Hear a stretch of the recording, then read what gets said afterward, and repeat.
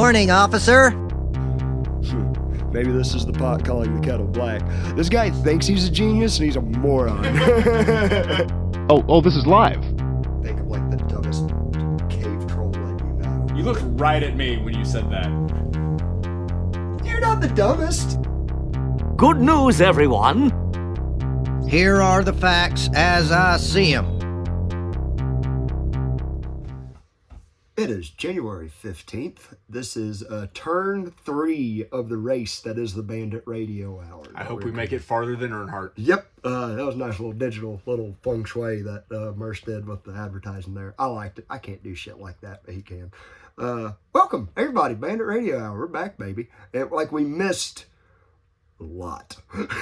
Life happens. Dude, we have, and this was something Merce told me when we started this. He's like, this is your second job. Like, if you really want to do this, oh, hang on. First of all, I'm going to do what I want when it comes to this. But if I want this to be, like, somewhat successful, I need to treat it seriously. And I was like, I'm going to do that. And then the past month and a half happened, and I was like, oh, shit, I have to take actual life much more seriously than I was.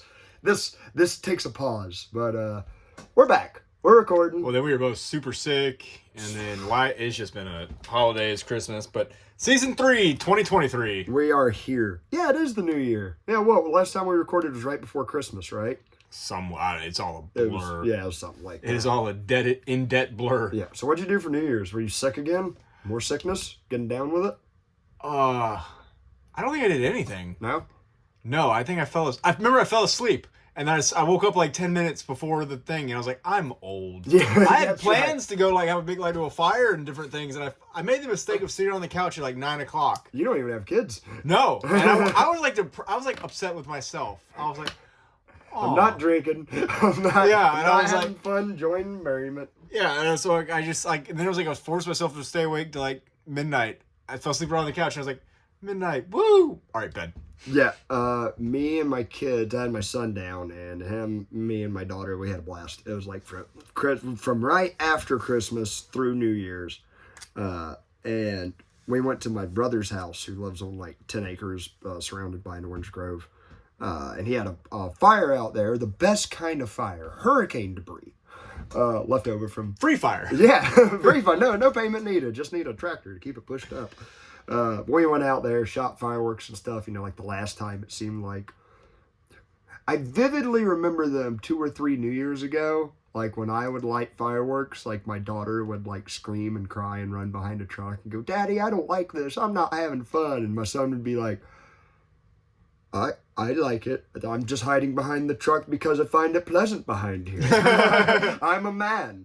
But no, now they are like, Dad, give me your cigarette so I can go light that fuse. Here you go. And, proud father moment. Yep. It's a portable lighter you don't have to flick. That's just, bad parenting. But oh well. We had fun shooting. I burned myself with a blowtorch at about that age, so. Hey, so get this. Before, we had some good New Year memories.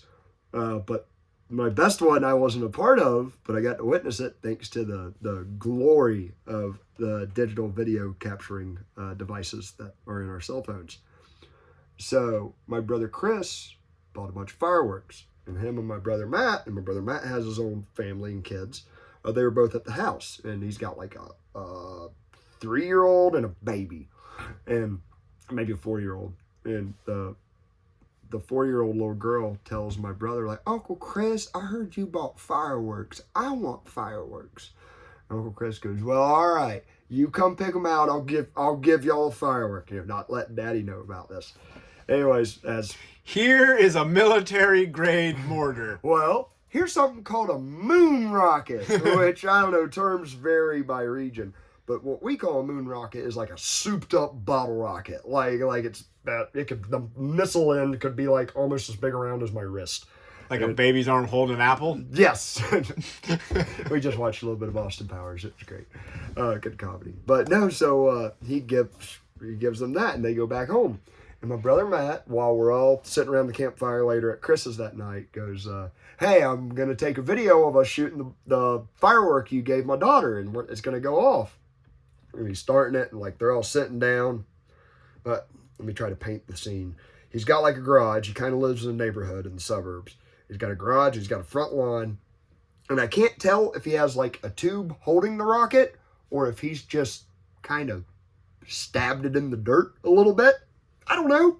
Whichever way. Laissez-faire. Yeah. I think that's an economic term, but it can roll right here. But he sits down while he's recording, and you see the rocket go and not go anywhere. like I mean a mountain of sparks coming off the damn thing. And God bless him and his reaction. He goes, "Well, time to go, kids," and scoops up both of them, turns his back to it. It looks just like an action movie. Rocket never took off. Rocket's been stuck in the ground the whole time, just with looking like a Harley Davidson with something going wrong, just coming out the bottom of it. And it finally explodes and goes big. And I'm like, of all the fireworks that Chris could have given you, he gives you the one that explodes the biggest and doesn't take off anywhere. The one that could have killed you. Yes, and your small children. Have a Happy New Year, everybody. Solid uncle award. Yeah, absolutely. Me and my two kids hung out there, played with the fire, hung out with a couple of our cousins and my brother. Had fun. 11 o'clock, them kids were winded. They were like, "We're going home." All right, I'm tired too. Time to go home. We got home. I got them bathed and everything. And by the time they got cleaned up, got their pajamas on, it was like 11:45. And my son, who is over it, he don't care no more about New Year's. He just wants to go to bed. He's tired. My daughter wants to see the ball drop on TV. I go, "Guys, if we stay up, Mark, if you can manage another 15 minutes, dude, we got this. And you make it past New Year's, go straight to sleep." She goes, "Okay." So I get my Roku remote, and I'm trying to punch in. I'm trying to find a live feed of the ball dropping. It's taking longer than I anticipated. Internet's acting screwy. And my son goes, "Well, Dad, what time is it right now?" And I check my phone. I go, "Oh, it's 11:58. And we talk like for 10 seconds. I can't remember about what.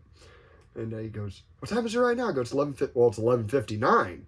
And he goes, "How many seconds do you think until midnight?" I'm like, I'm looking at my phone that doesn't have a second. It doesn't have a second hand. I'm like, there's really no way of knowing. I was like, maybe like 20. And my son on cue is just like, 19, 18, 17. Lily joins in, 15, 14. And I'm like, guys, it could still be like 45 seconds away. We have no idea of knowing. And sure shit, right when they hit 1, it flips over to 12, and we all scream Happy New Year. And I'm like, that's solid going in the bank of awesome memories. Now, get y'all's little asses to bed. Daddy is tired.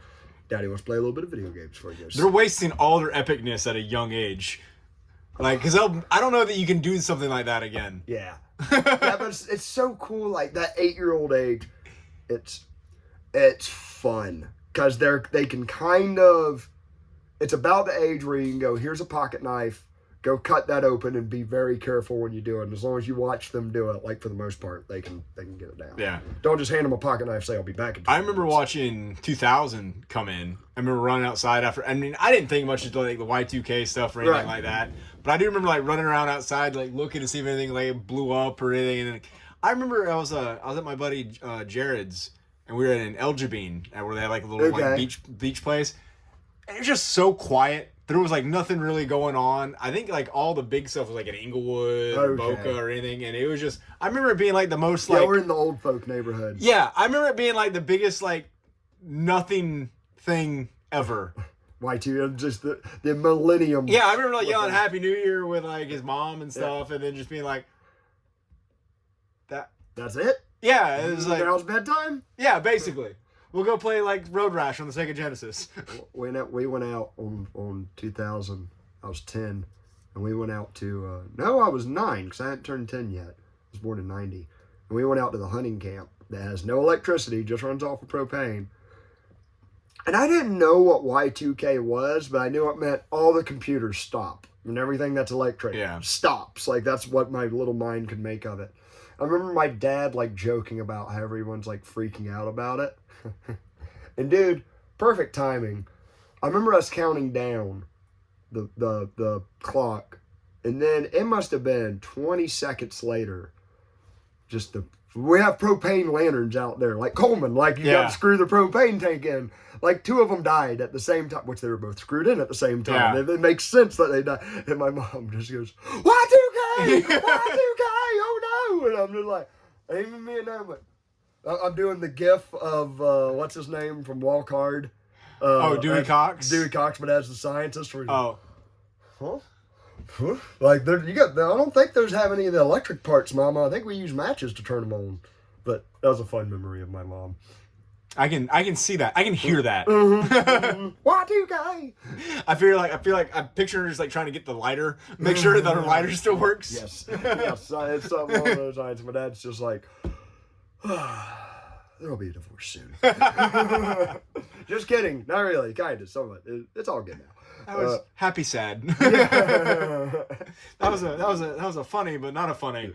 So that was just all one big side ramble. Happy New Year, everybody. We're a little late, but yes, and Merry Christmas, Happy Hanukkah, and for the holdouts, I have a respect for you. Happy Kwanzaa. I'm not even sure what that holiday is about, but I'm like, if you are going against the tide that hard and planting that flag, right on, go on with it. Still makes a little odd. Season 3. What shit are we doing with this? What's like going to be different with it? Well, if Merce has done his damn job, the intro will be different. That's a little cool. I remember a radio show doing that when I was growing up. I'm like, ooh, that's neat. That's something to listen for. A little meadow on everybody. I need to stop saying that. Sorry, everybody that had to hear that. A little bit of inside baseball. That's like what I really. If there's something I really want about the show, I want it to be very honest, like painfully so, and something that. When I'm doing this, I have Merce sitting across from me. I'm talking to somebody. It's not just me to myself like a crazy person. Hang on, it is like a crazy person, but not me alone. And one of the things Merce kind of got me to try to do last episode, he's like, dude, when you're by yourself on a tractor, when you're riding in a truck, and you're bored out of your mind, just think about a subject that you want to talk about and pipe off on it, and you can be like 20 times better than one of these dumb rednecks on the YouTube shorts or TikToks or not TikTok, but y'all know the format. These guys are having dumbass, and Merce rightfully so. I'm not telling him he did anything bad. It's like, if these dumb rednecks with very low bar opinions can get this much with this little thing, you should do the same thing. And I want y'all to know, I have attempted it 2 times. There have been 2 times where I've been like, listen, I pull up my phone, I pull up my reflection of my stupid face that some of y'all are looking at right now. Well, y'all want to know what I think about inflation? Oh, no one wants to give a fuck what I think about inflation right now. Like, that's it. Ugh, it feels good. So something I'm going to concentrate on season 3 is screw the algorithm. But not completely. We're still going to do, like, if it's something I like to do and it goes with the algorithm, I'm all about it. If you see a random cheeky short, it's just me trying to play the algorithm. It's literally Merce just doing finger guns like that over and over again. I'm not saying we're absolutely not going to do shorts, but because in Merce's defense, we made some badass ones y'all should check out, like just with cattle drives and stuff. Like, that's the stuff I'm like, this is cool stuff no one gets to see. And this is like awesome. It's still all stuff we're either doing or part of our lives. Yeah, absolutely. Like, we had to get, how many cows did we get off of the creek, which was like just running through thicket, hurricane torn woods? Too many, and there's still 2 in a grove. Yeah. Oh God, I never told my mom about that. I'm gonna get in trouble. Yep, there's still 2 wild in a grove that we may get. But yeah, we've been busy cleaning out woods and stuff like that. But the main thing I want to get across on season 3, this is my come to light PBS moment of you can do your part. Just donate to it. Donate now. No, not even that. Just if you got a friend that's interested in podcasts, mention us. Throw a like or a comment in that little stupid thing in the YouTube or whatever. Because I think just the generality of the stuff we talk about, we're not going to be doing ourselves any favors with the machines. No, none of that. So, word of mouth, get it around. All right, that's it. I mean, that's not it, because I will say this. That allows us to kind of be more true north about more of this stuff. And that's what I want to keep this as much as I can. Maybe then we can afford a second camera. That would be awesome. And you could get my face from this angle and then that angle and still none of Merce. That would all be ideal. Which is ideal for me too, because I'm camera shy. He is very terrified of everybody knowing this. I was until I just did it. Now, all right, I'm a target. On a last note on that, to Redacted, at Redacted on Twitter, we hope you got your damn cup. we finally sent it. That was our bad. So cheers, buddy. It only took us a month and a half after we said we'd send him a mug. Yeah, we're like, Merce got together like 5 mugs to send out. And he literally sent them all. And I'm like, hey, you've got to send one to this guy that's been listening and following the whole time. And I didn't have any more mugs. He's like, I'm out of mugs. I'm out of packing paper. I'm out of all of it. And you've asked me to work for you for a month straight. All right. I'll be your mailman too. Something we never talked about that I really wanted to like get into this episode. Something that's been fiddling around in my brain. I want to be like anti-PETA for a second. The bread or? No. When I was younger, I loved that. I think I burned myself out on pita bread. That's the Greek bread. It's got the pocket, the little like fillet. Yeah. It's a glorified quesadilla shell. Yeah. But no, like, if there's something with like the internet and internet culture, which is like something we're really going to get into tonight, that I've seen, if there's anything about animals, it tends to be like stuff of nightmare factory farming, which is like awful. Now, I have seen some stuff that kind of like points in the other direction, like farmers actually started, because we're the last ones to the table when it comes to communicative technology. But I remember one of them. I've always had a really bad opinion of dairy farms. I'm a beef rancher. There's a big difference between beef and dairy ranches. And I have always had a really ignorant, but like kind of low opinion of dairy farms. Like I kind of don't think they handle their cattle very nicely, and it's kind of a shitty way to go. Until I watched a YouTube video of like a dairy farmer in like Wisconsin who's like, here is the daily life of my cow and its calves. I'm like, that's not as bad as I thought it was. Like, yeah, unfortunately, you see, like, as I've even seen it, like the cows on like the tail end of their lives going to the market, and they don't look great. But you got to remember, these are like 10-year-old cows that are. In saying that, there are horrifyingly awful ranchers and farmers. Like, just like, and you can find that in the industry. Yeah, that's what I was about to say. Yes, there's just like people that just don't give a shit, and it's awful. PETA is also known for having very terrible farms and shelters. That's what I was about to get at. There's also where it's like, oh, we can't, all of these chickens are going to slaughter that we just saved. Oh, we can't find a place for them. Kill them all. Yeah. But no one eats them at least. That's nicer. And like, I was really giving this a lot of thought the last week. And I've talked to Merce about it before, but I don't think I've ever said it on the air. The life of a cow in today's age, like this is something about economics that is mind-blowing to me. And I love the fact that our reality and our universe works this way. Like it's damn near proof of God to me. And that is, for the longest time, humans had to scratch out an existence by being horrific to animals, to each other, there were like good moments, like it wasn't all bad, but just a lot of it from beating animals until they just submit to you, because you don't have, when it takes you, instead of an hour to cook dinner, it takes you like 4 hours to cook dinner and get everything ready for it and all necessarily supplies. Like, you don't have time to be nice to an animal and survive. It's just like, I'm going to break your will where you do everything I say. I'm not saying this is how we do it. This is how it just always used to be done. It's cold outside, hog killing weather. Yes, yeah. We need warm innards. And since we've been able to develop and like get away from that and find more humane ways of treating and rearing animals, it has come that like, if I had to be a cow put on this earth today, and I had to pick what happened, like if me, a cow, talking to God, God's like, you pick where you go and where you're born. I'll tell you where I'm not going. I'm not going to the wild woods of the Peace River without a ranch that you just like run down like wild Florida cracker cows. I'm staying out of South America. Yeah.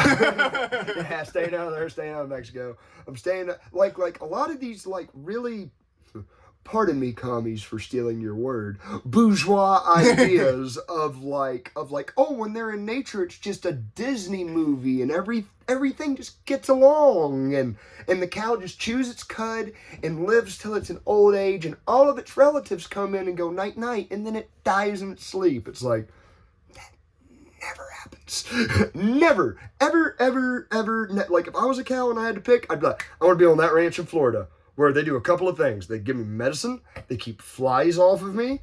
They give me... I'm inconvenienced twice a year. 2 to 3 times a year to get medicine. Like, 2 to 3 times a year, I got to be shoved into a pen and have needles poked in me that I don't understand and get some sticky stuff sprayed on my back. And if I get too angry, maybe a cowboy ropes me.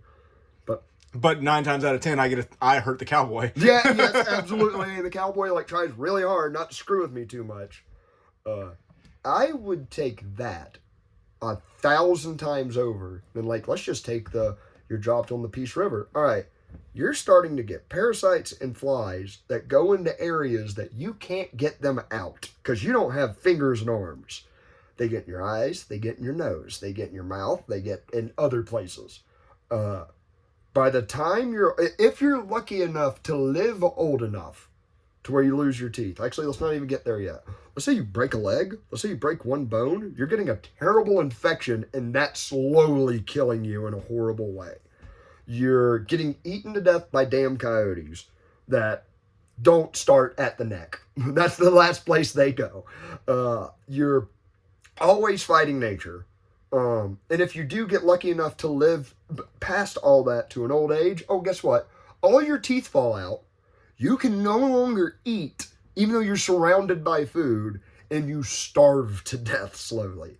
It's like, out of all that, please just put me in a pasture where hopefully some redneck will see me and be like, hey, she's down. I'm going to go shoot her. It's like, oh, you're going to end it all in 2 seconds? Unless it's a 22 and it's 10 seconds. But thank you, kind farmer, for knocking me out. So I would say sorry about that rant, but not sorry, because that's just something that's been burrowing in my mind the past while. Yeah, we got it good in Florida. What most people don't realize is we're kind of like the nursery for the beef industry in a lot of ways. That's a real good way of looking at it. The cows you see, they're going to pretty much be on that ranch until they die. Yep. Or they're on their last leg and you sell them or something and they go somewhere, to be for the most part, they're baby making factories. Yeah, for the most part, if you're a female cow born in Florida, you've got it made. And if you're a boy that stays a bull and doesn't, you've got it made. You've got it so made. All you do is eat and screw until you can't anymore, and then you get put out of your misery. Yeah, it's very. Now, if you're a steer, sorry, bud. You're going out west to the feedlot, and then But then you're getting fed as much as you can, and you're kind of a eunuch. You get fat and sassy, and then you get brought to the pens one day, and I loved how Merce put it. And even I would pick this way to die over any of the ones in the woods. But it's you've been put at this point in the steer's life, and a steer is a bull that's had its nuts chopped off at a young age. That's better meat quality, much better. But it's you every time you've been to the pens, you probably haven't liked it. 2 to 3 times a year, they've poked you with needles or stuff like that. But it's whenever you finally go to slaughter, it's whoa, what a different set of pens we're going into. Everything's metal and is this air conditioning? This is nice. We're not out in the hot sun or the real cold. It's a little cold, but not. Hey, Greg, what's going on here? All right, we're in a line. It's we're going down the chute. Okay, we're about to go in a head catcher where they give us medicine. And Greg, what the shit happened to you? You just fell down for a second. Oh, they carry you away? All right, I'm cool with this, so I just leave them and bloop. Gone. You're gone. You're in the next plane of existence. Which, dude, I hope it's that easy for me. I hope at the nursing home by the time it's 2088, they're just you're going to be kicking and screaming. I see you, because I see you being the one, they're out to get me! There's people out to get me! They're constantly having to hold you down and give you the shot. Actually, yes. It's just your insulin, Josh. No! I don't want the microchip in me, Elon Musk. I just pictured Dale Gribble at 80. It's going to be a lot of that. It's going to be a lot of that. What was the other thing? No, cow's life, pretty good. And I wouldn't mind going out like that.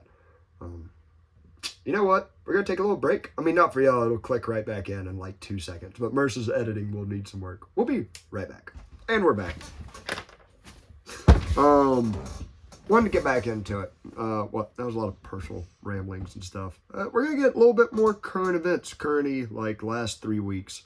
And something I've noticed is not only like we're gonna talk about the virus, COVID. My thoughts haven't really changed. I saw a guy on Twitter, or they started referring to it as nuggets because that way they don't get like the safety thing. It's like, did you get the nuggets? Yeah, it's the drinker, the critical drinker. How does he say it? The non-named virus of unspecified origins in an eastern country. I'm not a big Harry Potter fan, but it reminds me of like, where they keep talking about the bad wizard. And they just don't say his name. He who has no name. Yeah. I think the best is there's an Australian guy I listen to called Internet Historian who is hilarious. Cannot recommend his videos enough. His little mini documentaries are stupid funny. But he calls, since he's Australian, it's the virus. Not VI, it's VA. VARUS. Virus. But, no. I wonder what his qualifications are. No, there you go. What a terrible animal. And I feel like that's something that's popped up in internet culture the past couple of years, is like the acceptance of what an awful animal. That's the one that like can't eat anything but eucalyptus. Yeah, and it stays like half like drugged the whole time, and it's almost the entire population has raging chlamydia. Yeah. Terrible existence. Yeah, so like atheist, point in y'all's corner. Or God has a horrifying sense of humor. What if that's on the wheel of reincarnation? that's the little sliver of a dead, like come back as a koala, like, oh God no, please, not that. I'll be a horse in Texas, not a koala. Don't want to eat my own crap as a baby. Look them up. Terrible stuff. No, but trying not to sound literally stupid, but my thoughts and skepticism on the virus and the reaction to it, especially the government and the social one, hasn't changed a whole lot. Besides, we didn't die. Besides that, I mean, I'm actually more sure of things than I was 2 years ago. More sure of certain beliefs. Less certain of others. I think I talked about it on the last show. That whole, you can pry my guns from my cold dead hands. I think that lost a lot of its luster over the past 2.5 years. You can pry my stove from my cold dead hands. Yeah, well, we'll get into that. We're not there yet. Because it'll be cold if you take the stove.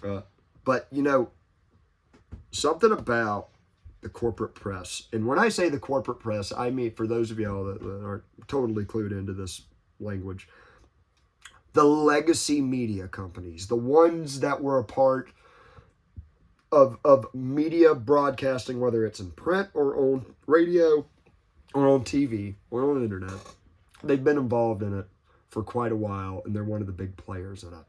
They all have an agreement to basically put out certain propaganda, whether it's government propaganda, whether it's certain private corporations propaganda. It is propaganda. As Michael Malice puts it, they are factual, but not truthful. They will tell you facts that are true, but they will present them in a way to build a certain image to detract you from what's really going on. A basic example of this that you can apply to a lot of their situations is like, they'll be like, oh, can you believe this man on the subway punched this woman? And it's like, oh my God, like how times are going crazy. It's like, and what they didn't, like everything they said was just true. This man did punch this woman on the subway. But it wasn't a man. It was what they thought it was a man. But it's like the woman was like, I don't know, had a knife and was about to rob somebody. So the reason I was like had the blank look on my face is I was trying to remember the quote from like the first Assassin's Creed where he says something, things like everything is permitted, but I was like, I've gone totally blank on what the first half of the quote was because I want to say it pertained to this, but I just wanted to sit back and let your autism shine for a minute because I was like, all right, he's bringing out Assassin's Creed quotes to philosophy. But I've only got half of it. Damn, it's something. Everything is permitted. He doesn't have photographic memory. He has like jigsaw memory where he'll get. Well, no, it's like so the part of Assassin's Creed where I haven't unlocked past the level yet. And it's all white, and I just keep running into the wall. You, that I suspend. All right, we're getting off on a tangent here in a second. We'll be back to the COVID shit. I always suspend belief when playing video games, whether I'm a hedgehog catching golden rings, running very fast, and fighting an Eggman, or I'm a top secret spy that's trying to hide in a cardboard box from enemies around me. Sure, whatever. This Assassin's Creed bullshit where I'll never forget. I remember seeing the commercial for it as a young kid. It's like rated T for teen, and I'm like, this hardcore game is available to a teenager without. It was a sick commercial where he like assassinates like the king, like right there on the gallows or something. For those of you that don't know, I think it's like him dive bombing off of something and catching a drape on the way down in like medieval times. Yeah. And this assassin like throat stabs a king and runs from all like these as guards. the bell like goes boom. Yeah, like it's so like, what is that, like early 2000s? Yeah. And it's like so epically done, golden age of video games. And I think I bought the game. I bought the game because of the commercial. Yeah, and I was like, I'm getting this. And I took it home, and I turned it on, and it starts out in, like, modern day. And you're some dude named Greg. Desmond. You're Desmond, but it still made me so angry. And I don't know why Greg. I can remember it. I don't know why I can remember. Do you know what I'm about to get to? No. No, they go, hey, Greg, Desmond, whatever your stupid name is of the stupid character. Come here, normal guy of the modern age. Come here. You're going to step in this machine, and it's going to play a simulation, something like a video game of you being in the medieval times. And I'm like, you're telling me I'm playing a video game to play a video game about medieval times? I'm not. I was like, I remember like being like, this ain't the game. This is like the training. This is like the tutorial or something. Yeah. I'm about to be like a medieval knight. I didn't like that. No, and it was like, oh, you ran out of bounds and we don't know what happened because we can't record time that far away from the guy. From your ancestral memories. It was some dumb, like, I was like, why'd y'all make it gay? Not homo gay, like, just why'd you make it bad 90s? I loved everything about like the in the time of the assassin part. I hated the whole other story with the modern times. I could have cared less about that. Yeah. And then after that, I was like, this had the greatest potential to be like, how could I explain it to someone who doesn't play video games? Imagine if you were about to read Lord of the Rings for the first time, and you get into it, and like in the first 5 minutes, it's like a guy like, hey, I'm in the future and there's freaking rockets and stuff, but want to hear a cool story about like orcs and stuff? And it's like, no, I just want to read the cool story about orcs and stuff. The only thing that I think did well with that was The Princess Bride. Where they acknowledge it, that it's just the grandpa reading the book to the little kid. I get a lot of these movies confused. Is Princess Bride the awesome one with Andre the Giant? Yeah. Okay. My name is Inigo Montoya. Yeah, that's great. Where he's reading the book. Okay, that's the one. There's a way to do it well. To hell with that game that did not. No. I burned bridges after that. Although I did learn in like a later one, it plays with history a lot. There's like one where George Washington decides to be king of the United States instead of just president. It's like you have to assassinate King George Washington. It's like, ooh, but still, it's a video game in this video game. Go to hell. All right, ran over. Back to the Nuggets. So like what I was saying about the media. They have to like stay factual, but they will paint a picture with those facts that is either that they leave out, the information they leave out is very crucial to painting a whole picture, and they leave it out on purpose. One of the clearest real world examples of this is what do they call the unprovoked invasion of Ukraine by Russia.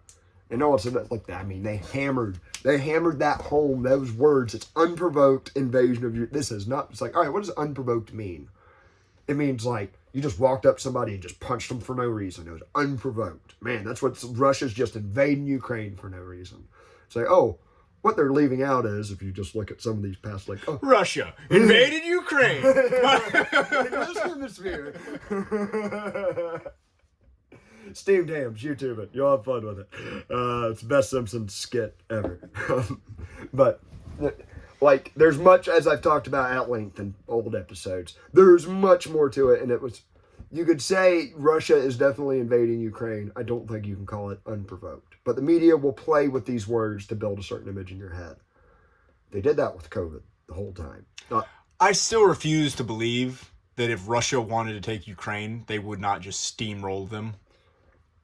They really are just kind of dicking around with them, aren't they? Yeah, it's my personal Not taking away any soldiers on any side, people No, on any like, side. yeah. I just personally feel like Russia would just like roll them. All right, let's play with that for a second. Now you've really got my noodle firing. All right. Because, like, Russia in the past, if there's something, like, they have excelled at, it is sending hardcore men of iron into, like, meat grinders until your side withers down and goes away. Yeah. Whether it's Germany, whether it's Germany, whether it's a lot of other, like, what they fought the Japanese in the Russo-Japanese War. And I think, like, they sucked at naval battle, but they're like, it's fine, we got numbers, just keep throwing them at them. Yeah. We'll make rafts. I'm not sure, I'm really ignorant of that war, so sorry, Russia, Japanese enthusiasts. No, but they basically won by just numbers and just sheer determination. Like Stalingrad, they just held their ground and just kept throwing just replacing bodies. Okay, now hear me out. What's different about Russia now than it was back then? Let's take nukes Internet. out. I think that's a part of it. So, like, back then, even before the horror of the USSR, under the Tsar, like, dude, you had censorship committees, you had, like, forbidden knowledge, this is like a Russian tradition of secret police, news you can't know, and certain propaganda to trick your dumb country ass into running into a meat grinder on the front lines. And I'm not just talking shit about Russia, that's everywhere, in my opinion.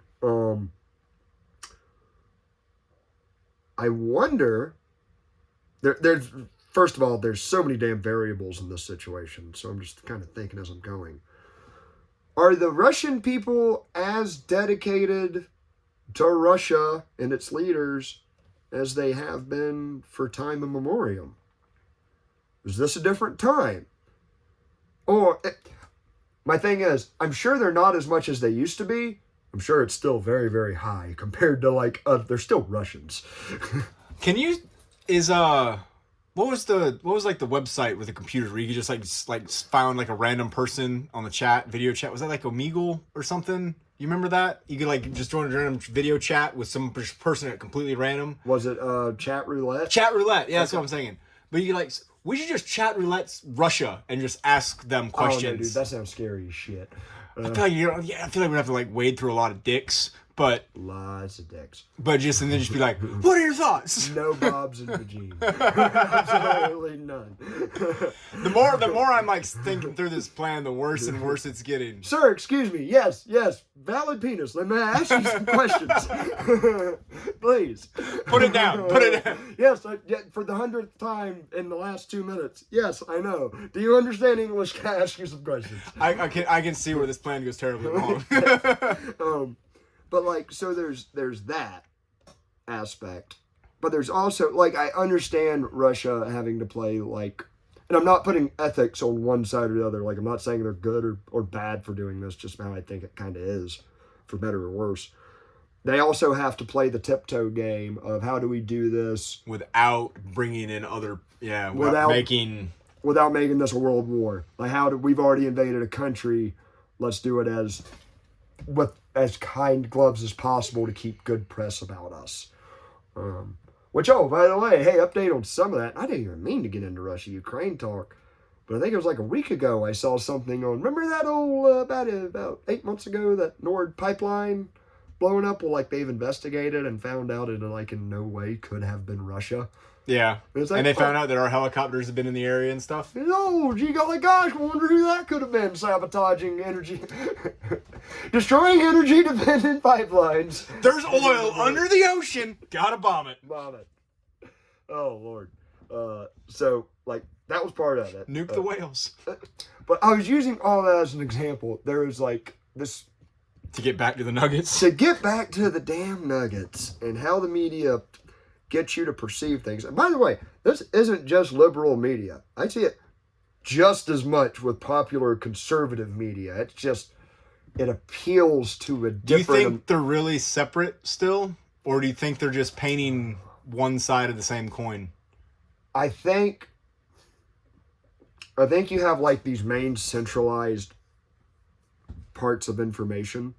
And like, let's just take a battlefield, for example. You got reporters in the battlefield, right? And you got like those reporters report to like a handful of newspapers or a few circle of people to sell their story to get paid. The people that pay ultra close attention to that, like actually read it for themselves, are very few and far between. Like very few compared to how many people actually consume the news. The people that do, it seems like they fall into one of three camps. They either have a somewhat liberal or progressive view on it, or that could range from like left wing all the way to a good communist and a bad communist and a good liberal and bad liberal. And it could be like a right wing kind of person taking that information. But from these centers come all the other perspectives. Right. And then instead of that one conservative slant, well, you got Ben Shapiro's conservative slant, which is 2 degrees off. Then you got Matt Walsh's, which is another 2 degrees in a different way. Then you got Sean Hannity, that's another 2 degrees in a different way. Just like Rachel Maddow and Chris Hayes might have slightly different views on a source, but they're both kind of feeding from the same that same branch. They're both getting this version of the facts they are reporting off of. And they all got the same narrative, and then they were just steering. They're barely breaking it apart. As it decentralizes, the narrative shifts in all different directions, but they really keep it confined to this tight narrative. And then you've got us, just a lone, just oddball. And you got me just trying to ricochet off of all these damn things and dig a truth out of there. But, part of the Soviet Union, one of their things was, like, it doesn't matter if the populace knows we're telling them a lie or not. That doesn't matter. What matters is they don't know what's going on. That's what it doesn't matter if they know it's all bullshit. What matters is they don't know so they like, well, is this true or is this true or is that, it keeps them confused. You think that's kind of where we're at now? Yeah, ever since I found out about Operation Mockingbird in the 80s with the church committee, I'm saying all that with a big fat question mark, but I think all that's accurate. The church committee were what was Congress kind of going, hey, CIA, you seem sketchy ever since this JFK thing. We're going to investigate you. And CIA said, no problem, Congress. You can look at some of our documents. And Congress said, okay. Joe Biden has the rest of them. Yeah. That might have actually literally been... No, not the rest of the CIA documents. But Joe Biden, I believe, was in Congress at this time.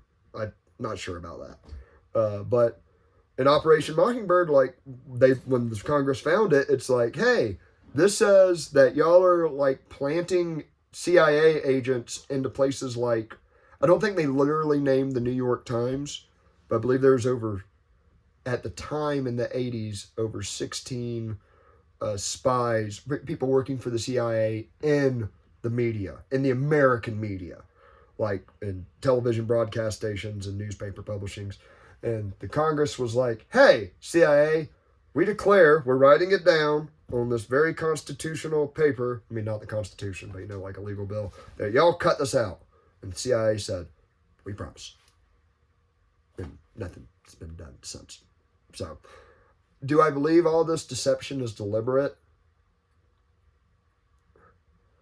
I think there's a deliberate attempt to steer it. I don't think that always goes according to plan. Because new facts eventually leak out. I feel like it's like a kid that's told a lie, and is just more and more stuff. Like they just keep like making up more lies to like cover their own tracks. That's where it kind of goes, and no one ever. They've been pretty smart about like, hey, people will forget about this. So we could just keep kind of moving along and never bring this back up. You can say with the media is they're like, we just have to ignore it until something else happens. Yes, pretty much. However, saying all that, tying it back to what I like really wanted to get at with the COVID thing, I'm even seeing them. I saw a clip the other day where one of them actually had to ask Fauci, and who knows, we might pull this up and slide it in, maybe not. I think it's ABC. And he goes, there's a lot of internet conspiracy theories, and we're seeing it on Twitter a lot, like with, these Twitter files. Like, you can see the reporter, like... We'll just pretend he was talking about us. Yeah, he's like so buttering the question up. He's like, people... I think I'm going to try my best to quote him.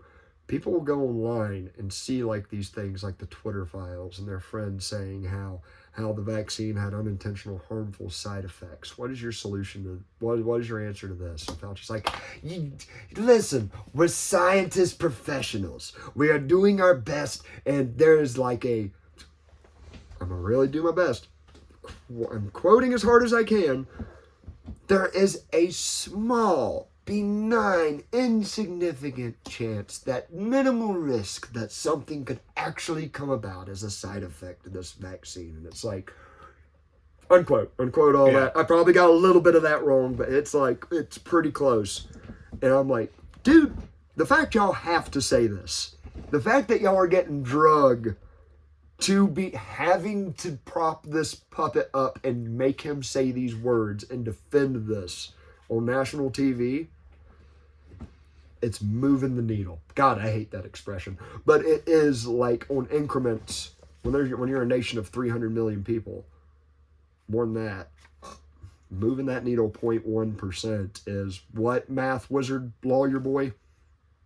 10,000? I remember I was going to be a meteorologist, but I couldn't pass math. So. Damn it. Wrong.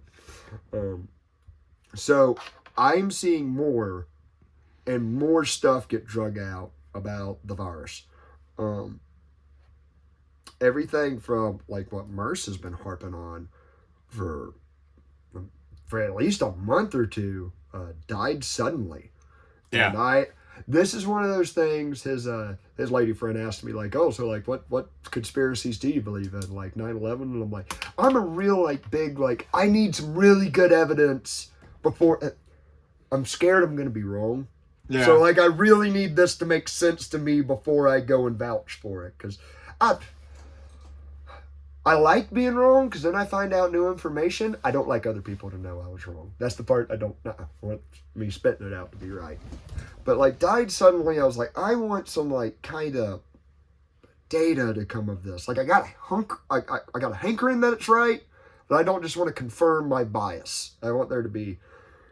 But good Lord, in the past like 2 months, dropping like flies. And listen, I wish nothing bad on anybody. It's terrible. I don't want that to be true, because like probably most people listening, like probably I have a lot of loved ones that like got the jab and all that stuff, and I hate for anything bad to, like, I don't want it to. I want them all to be fine.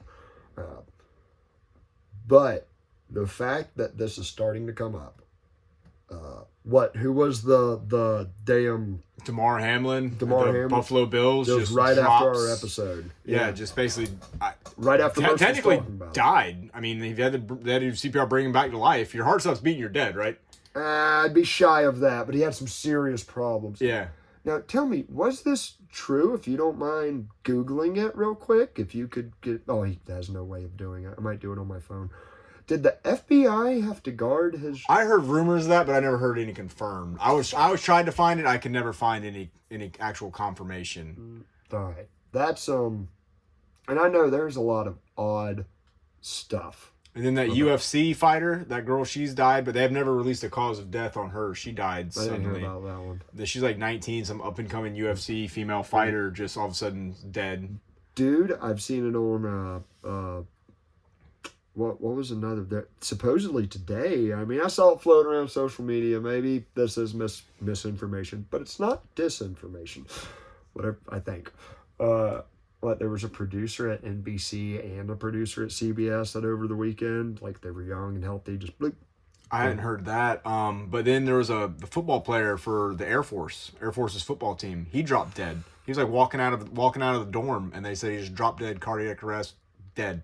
And the day after that happened, the United States military has repealed the vaccine mandate for the military. At least I don't think anyone should be forced to get it. That's my main thing. Yeah. Do what you want. I am as hardcore libertine. Then brings my biggest thing is anymore if people because something like that happens, you see the comments, people asking like, "Oh, were they vaccinated?" And then there's instant backlash for people asking that question. Yeah. Do you think it's people are really saying it's morally wrong to ask the question, or they're terrified that it actually might be because of that? They don't want to. They want to be left in the dark. Well, I think for the... Because how many people got it? Like 75%? it's something like that. It's a lot. And, you know, and I mean it. I really hope there's nothing. Yeah, we all know people that we really like. I don't want anything to happen to anybody. No. But, damn it, just lost my thought. I'm as libertine as they get. I want whoever to put whatever in their body as they want. Leave me the hell out of it. But there is a lot on that. Oh, one of the things about it that I'm seeing, like, the main thing I want to talk about isn't even the drop dead thing, although I want to talk about the media narrative around it. Because I am seeing that documentary that Merce brought up like a while back.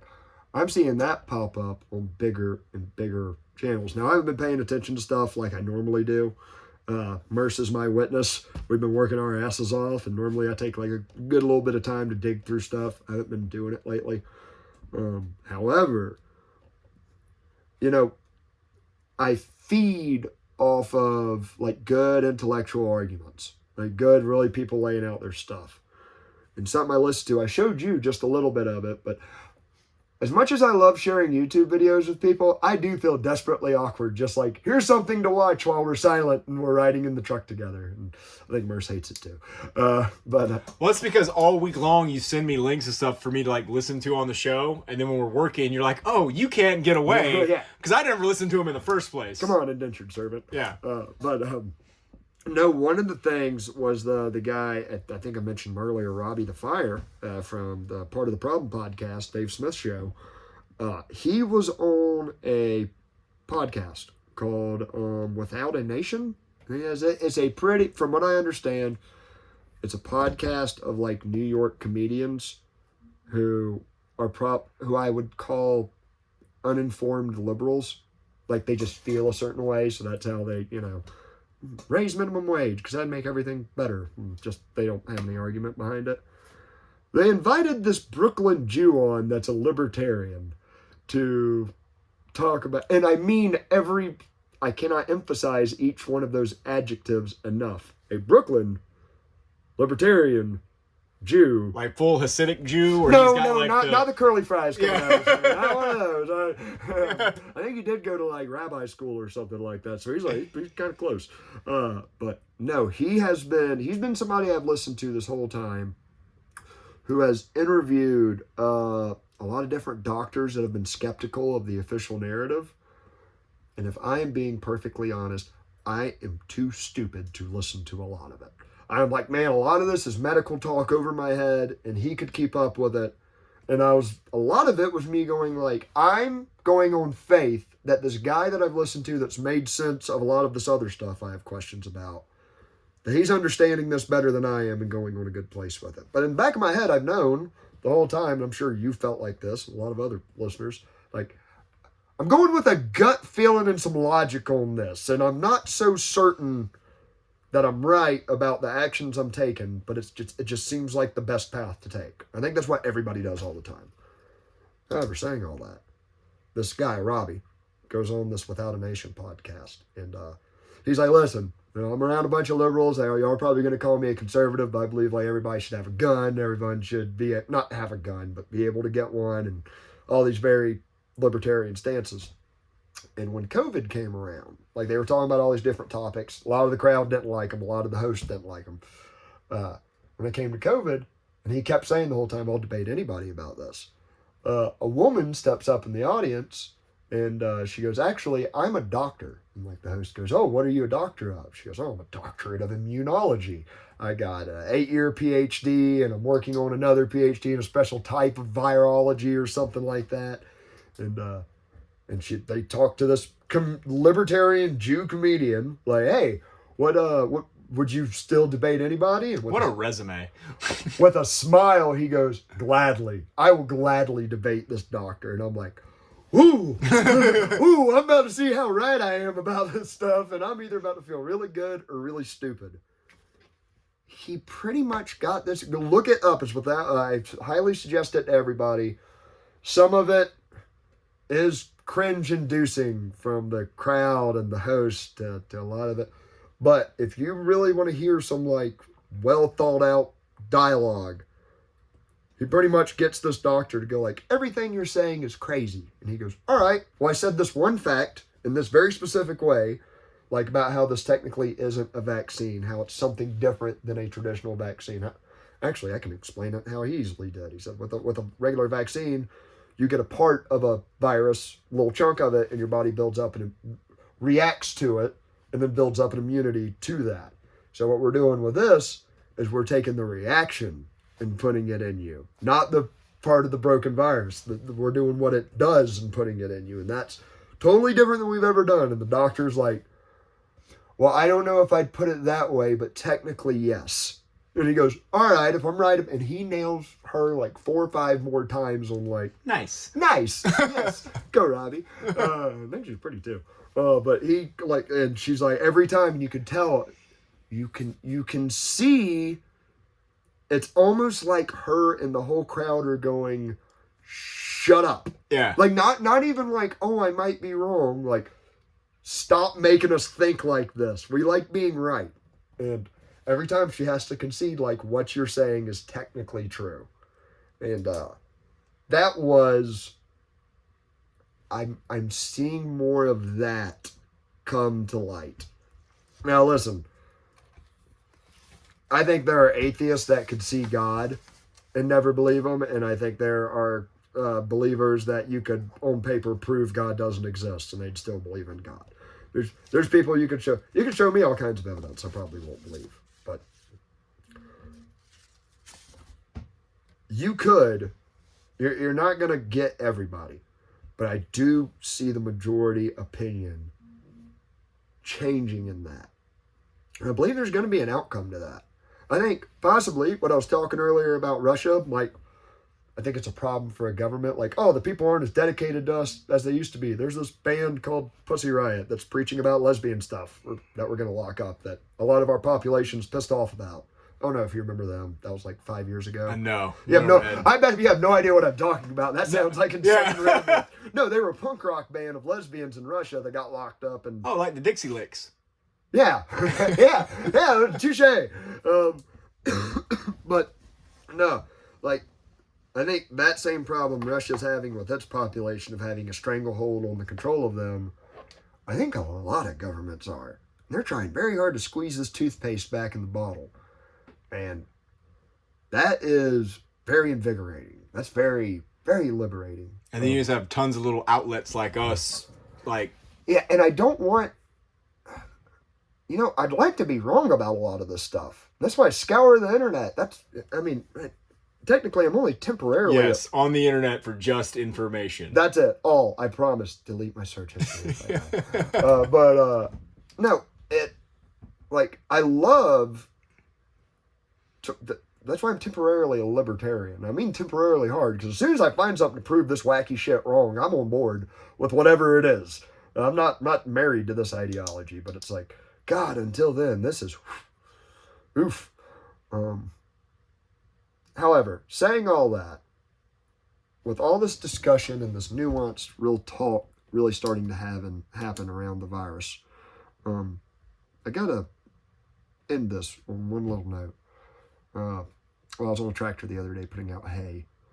There is this guy who runs a show on YouTube. His name's Patrick Bet Davis. He's an Iranian refugee.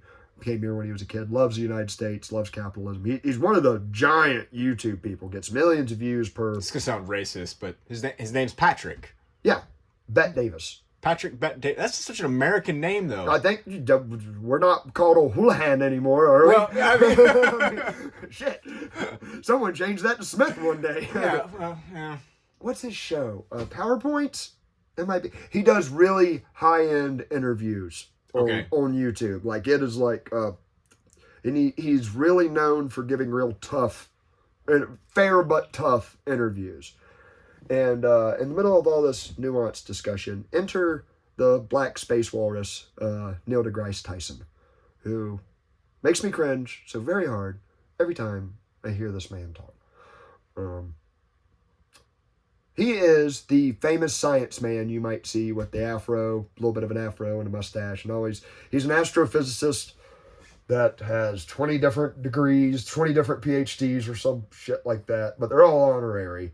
And now he'll proudly exclaim it on a show, you do a lot of work to get a regular PhD. That's a certificate of how much you've put in, work you've put into the field. So when you get an honorary degree, that represents how much work you have brought to the field. And it's like, no, it's a college saying, here's your PhD for nothing, you jackass. That's... Yeah, didn't Kanye get an honorary degree? Was a doctor? Perfect transition. Thank you. We're bringing in Kanye. There's no other word for Yeezy. That is, it'll probably be like a sign one day. Space Walrus is the Kanye West of liberals. Neil deGrasse Tyson is the Kanye West of liberals, of progressive liberals. And here's why. Kanye West is very, very good at taking a subject, talking in circles around the subject in every single different way you possibly could, without ever touching that damn subject. Neil deGrasse Tyson does the exact same thing on an epic science-y level that doesn't seem quite as crazy as Kanye, because he's talking about what we know today as science. And don't get me wrong, when he's talking about astrophysics, I'm sure the guy is probably dead on the money with what we understand on a lot of stuff. Like, I'll give you an example of, like, a smart, ignorant person. He exclaimed, I remember this on the Joe Rogan show, he said, we'll never have flying cars. And Joe Rogan was like, why? He goes, because, you see, in order to get lift, you have to go at this angle at a certain speed, and you have to do this thing, and with everyone living so close in neighborhoods, there's no way you could truly achieve this, and there would be people crashing into each other, and we'd have no, on a street, we have a grid that we can follow. There is no grid in the sky. And I'm just like, what if someone just invents a computer program that can go around this? Like, this is you saying, like, because of science, this is impossible. It's one of the most ignorant damn statements I've ever heard in my life. Like, I'm sure if you went to the head scientist in 1825 and said, here's an internal combustion engine, they'd be like, that's impossible. People would kill each other with them putting flammable gasoline in their car. That's insane. Yeah, I can see that. I was my brain got stuck on just catapults and driveways. I mean, I dig it. I mean, the car's not going to fly. I mean, it's going to temporarily fly. If it's cool with your HOA, I mean, knock it out, man. Or let it sign that paper, let it rip. You're not allowed to paint your catapult red. No, probably.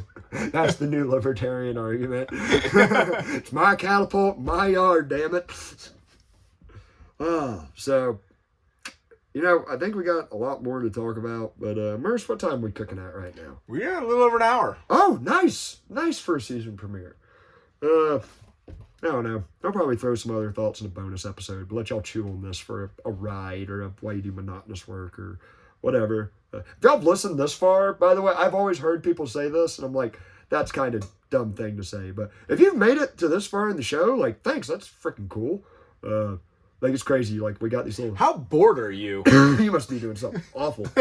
The remote or the phone is falling out of their reach, and they're trying. They're scratching, trying to turn us off. They're like a kitten, just their fingertips are barely touching it and screaming. We've caused a 12. They're laying there with just blood coming out of their ears. If we're the last thing you're listening to as you're dying, you're welcome. Y'all have a good week.